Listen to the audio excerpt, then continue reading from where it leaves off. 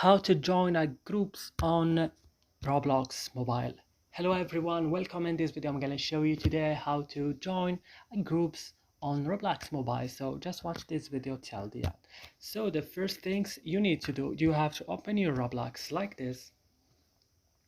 After this, come to this 3 point here and then go to groups, and you will go to the search bar or to the search icon, whatever I found here, because there is two options: creating groups and also searching for groups. I will go to search and I will search for the groups that I want. For example, this group.